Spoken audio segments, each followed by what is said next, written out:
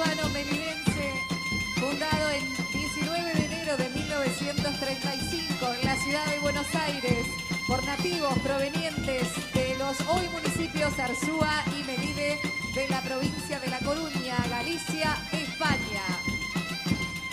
Actualmente dirigen esta agrupación artística Nicolás Pérez en baile, Hernán Cortés en música y Miriam Claudia Rodríguez en cantaraira. Fuerte el aplauso para despedir al Centro Arzuano Melidense. Galicia presente.